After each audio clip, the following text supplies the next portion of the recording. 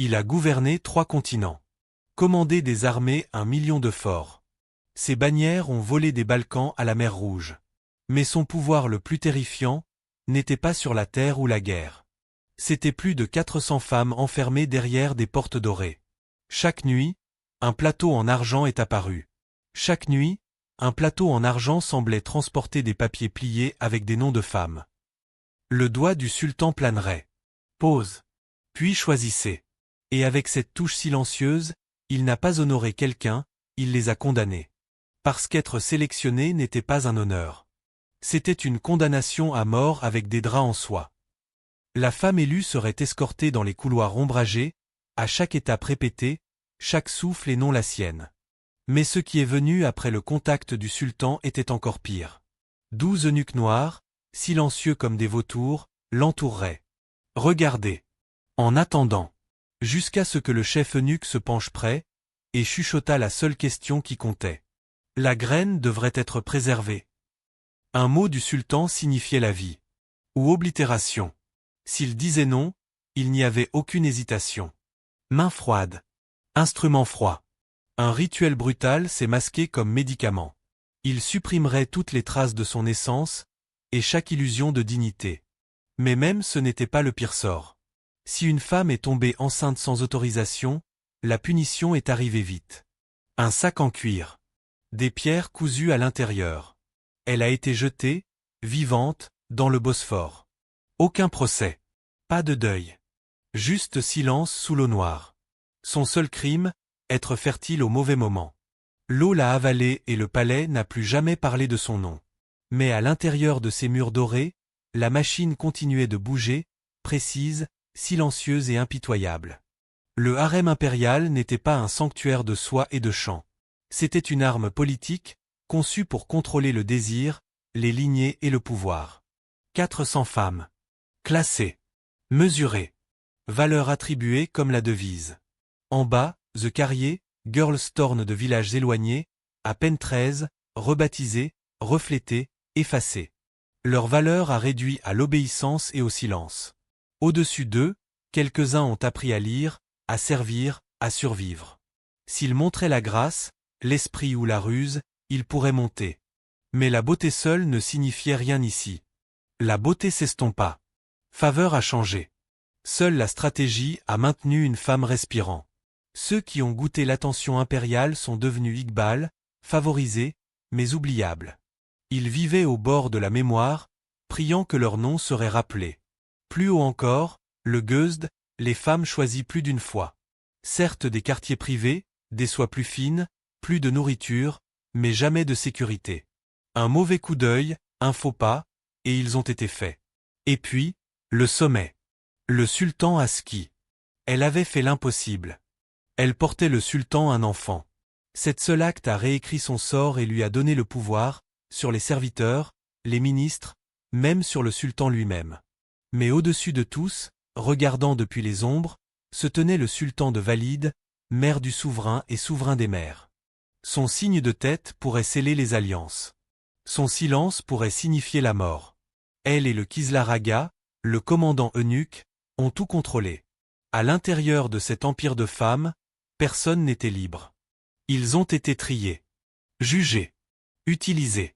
Et ils savaient, le vrai danger n'était pas oublié. On se souvient de lui au mauvais moment. Chaque soir, alors que l'appel à la prière résonnait sur les murs du palais, le rituel revient. Le plateau en argent était de retour. Les noms pliés en silence. Mais ce n'était pas le désir. C'était le calcul. Chaque sélection était une décision sur une planche peu comprise. Une récompense pour une faction fidèle. Un test pour un rival montant. Un signal à un ennemi. La main du sultan planait et l'empire a changé. Pour la femme choisie, le signal est arrivé rapidement, des pas silencieux, des yeux baissés. Pas de temps pour réagir. Pas de place pour l'espoir. Elle a été conduite au bain. Ne pas se détendre, mais pour être purifiée. Frottée avec de l'eau de rose et des huiles si rares, il coûte plus cher que de l'or. Chaque centimètre de son poli. Chaque trace de qui elle avait été, effacée. Ses cheveux étaient peignés avec des peignes fondés en or. Stylés non pas pour la beauté, mais pour plaire au goût du sultan. Et puis est venu les soies. Des bleus profonds comme le Bosphore à l'aube, crimson aussi riche que le sang royal. Mais pas de bijoux. Pas de métal. Pas de lame cachée. Le tribunal avait appris, la séduction était souvent un masque de rébellion. Et puis, la descente finale. Avant qu'elle n'atteigne sa chambre, elle a dû abandonner même l'illusion d'être humain. Elle doit avancer sur ses genoux, ses yeux coulés vers le bas, sa voix silencieuse. Une fille s'est transformée en symbole. Un symbole dépouillé de dignité, dépouillé de nom. Pas un invité. Pas un amoureux. Un navire, offert au pouvoir. Au moment où elle est entrée dans sa chambre, la performance a commencé. 12 eunuques noirs se tenaient le long des murs, silencieux, immobiles, regardant. Pas seulement les gardes. Témoins. Ils avaient tout vu. La montée des favoris. La chute des rivaux. Le frisson du désir, et la froideur qui est toujours venue après. Rien ne leur a échappé. Pas une main tremblante. Pas un soupir. Pas le regard qu'elle ne voulait pas donner. Elle était maintenant au centre de la scène, mais ce n'était pas une romance. C'était un test. Une négociation écrite dans le souffle, en mouvement, en silence. Elle devait marcher une ligne à l'orthéine, ça pourrait l'ouvrir. Trop d'espionnes pourrait être interprétée comme une présomption. Trop peu d'enthousiasme pourrait suggérer un manque de respect. Chaque look, chaque murmure, chaque geste avait à dire. Je suis à vous. Mais pas trop. Je veux plaire.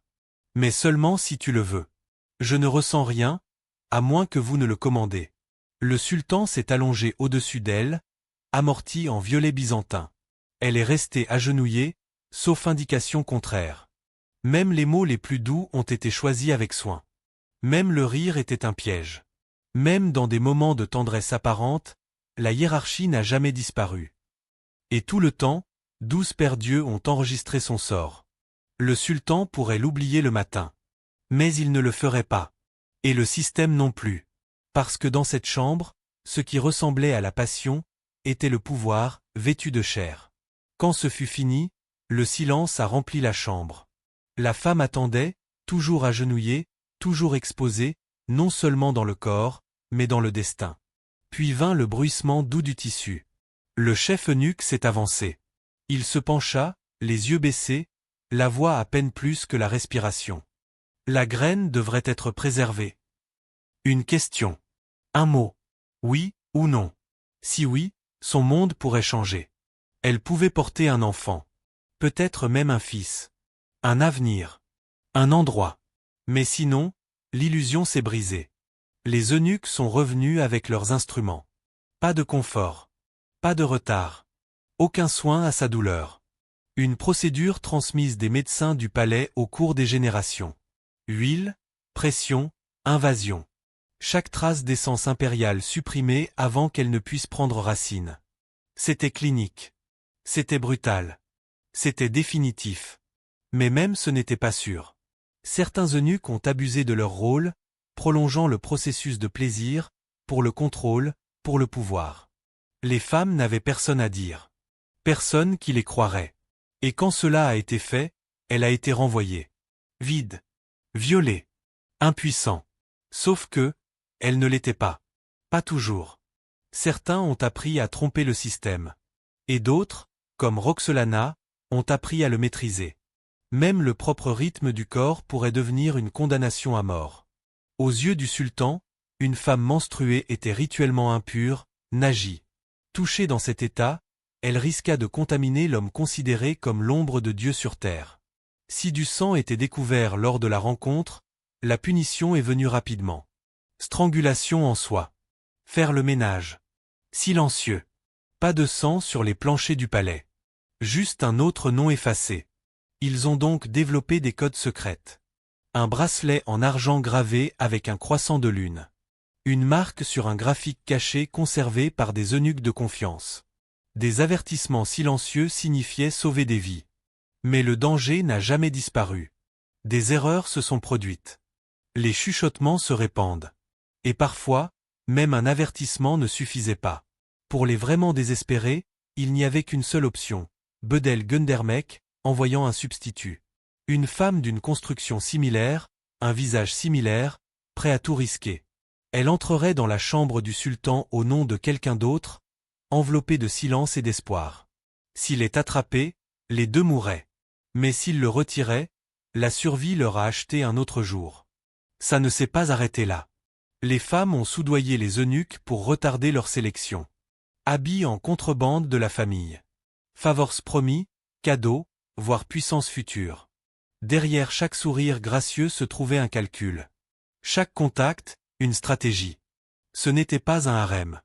C'était un champ de bataille. Ils n'étaient pas des concubines.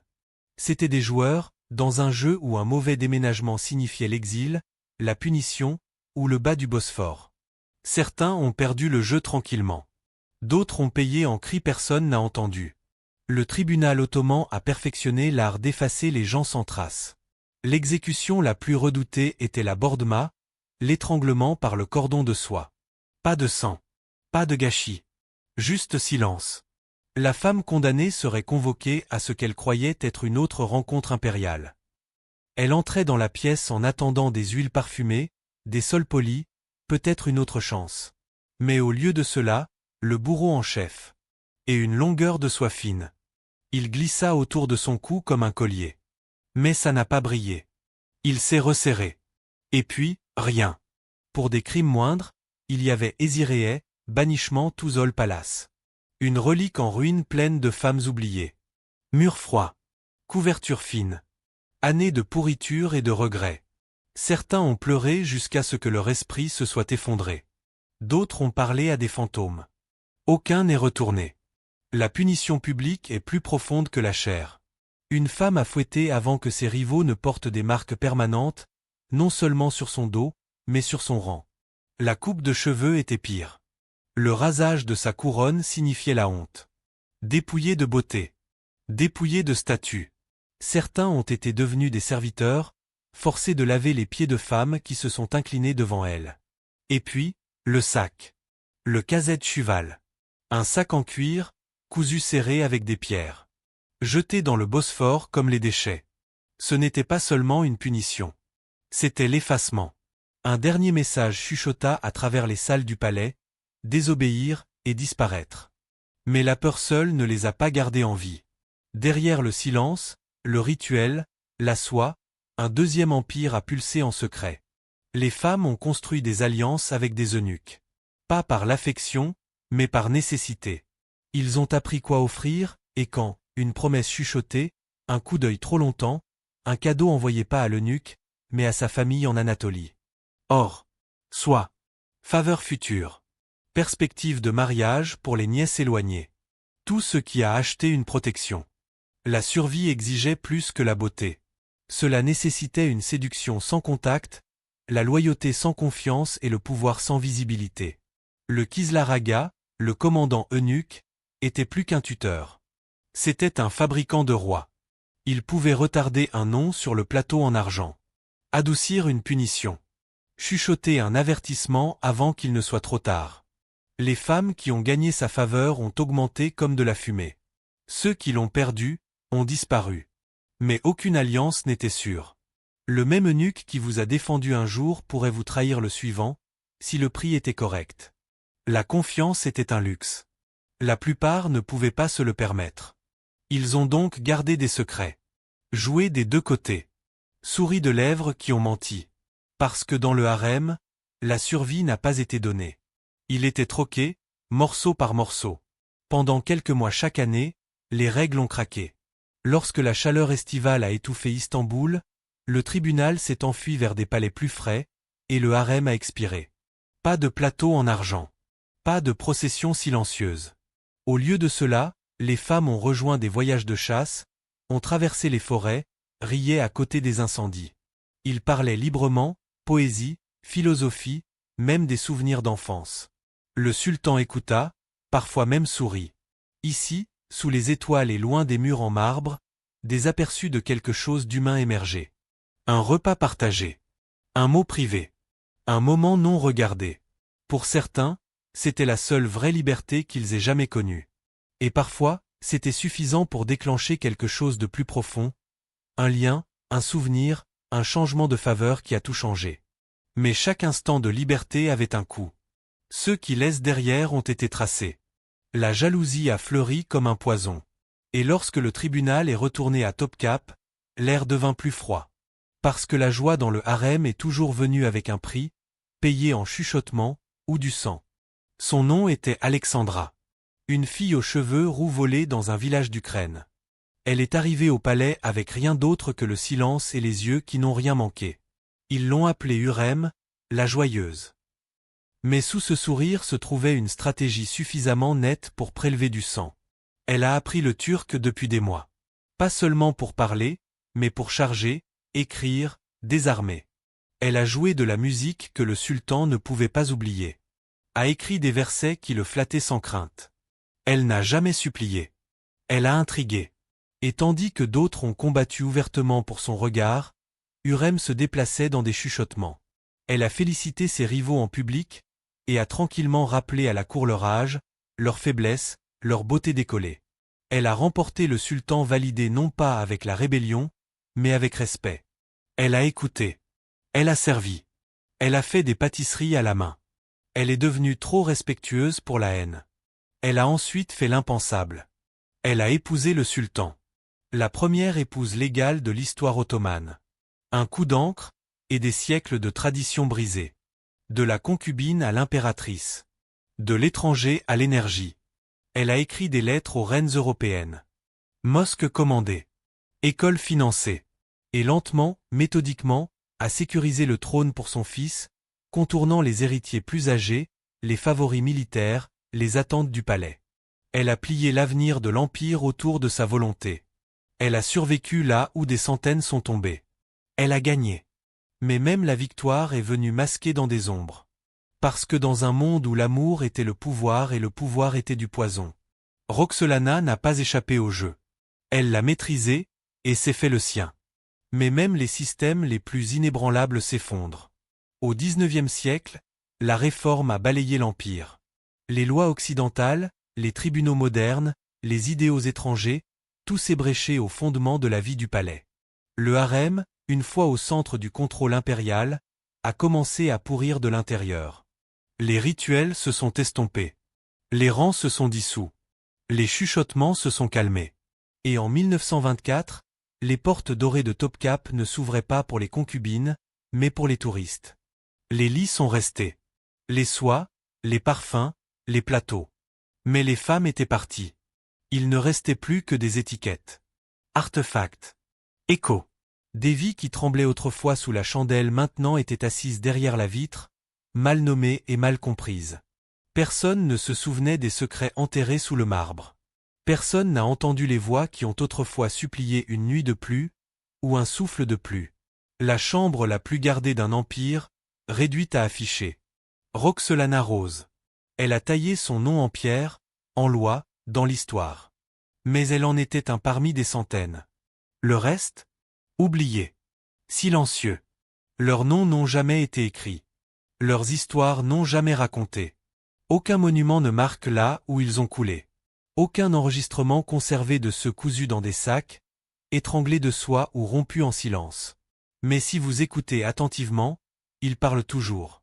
Les voix de ces femmes oubliées chuchotent au fil des siècles. Vous ne les trouverez pas dans les manuels. Vous ne verrez pas leurs visages dans les portraits. Mais ils sont là. Dans le marbre. Dans le vent qui se déplace dans les salles vides de Topkap. Regardez. En attendant. Nous rappeler de ne jamais prendre notre liberté pour acquise. Parce que le pouvoir se souvient. Et ceux qui n'étaient jamais censés survivre.